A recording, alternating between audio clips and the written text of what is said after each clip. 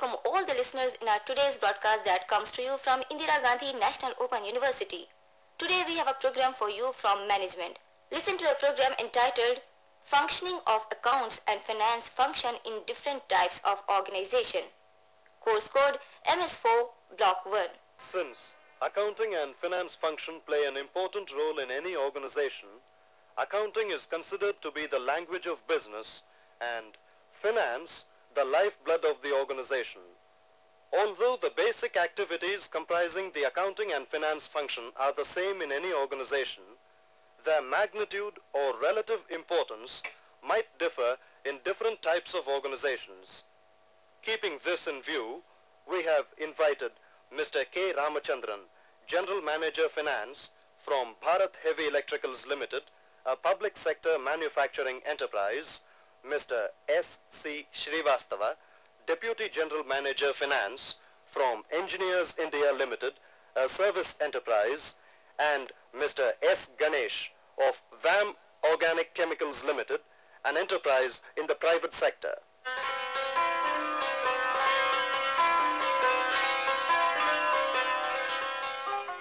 Bharat Heavy Electricals Limited, that is BHEL, is a very large manufacturing enterprise where managing the accounting and finance function itself is a big challenge. Mr. Ramachandran explains about his organization. BHEL, as you all know, is a very huge organization. It is a deemed public limited company. It has 13 manufacturing units. It employs more than 75,000 people. It has a turnover of more than 2,000 crores. The company has exports and foreign sites. It has foreign exchange dealings.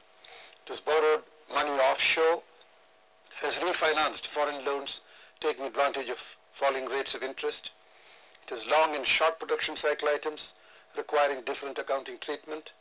It has profit centers and cost centers, has policies on transfer pricing between profit centers. With imports of around 450 crores, it has developed expertise in customs, dealing with excise duty and sales tax and a host of other levies and duties, administration of provident funds, gratuity trusts, public deposits are also part of its routine.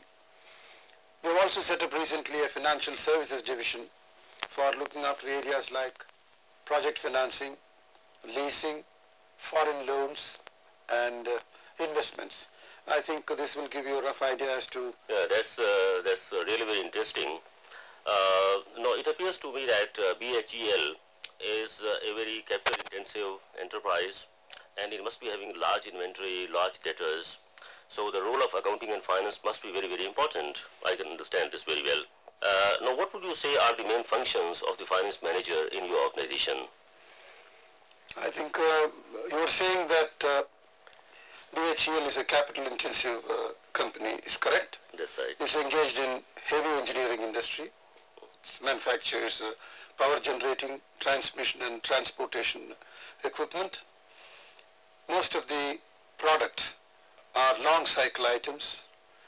Quite a few of the materials and components have to be imported, which means long lead times. So the inventory has therefore necessarily to be large. At present, it happens to be about 164 days of turnover. You also mentioned sundry debtors, which is the other major component of current assets. The company's customers include public sector units, state electricity boards, and others, whose cash flow and funding patterns result in the company having to carry sundry debtors of a fairly large magnitude, about 161 days of turnover. The recoverable debts amount to over rupees 700 crores. So does the inventory. Because partly these are financed from advances received from customers and partly from internally generated funds. You asked me another question, that what are the functions? The functions in a public sector company like BHEL is more or less the same as the finance manager's function in a private sector company. He deals with procurement of funds, deployment of funds, disbursement of funds, and he also does liaison work with government audit and auditors.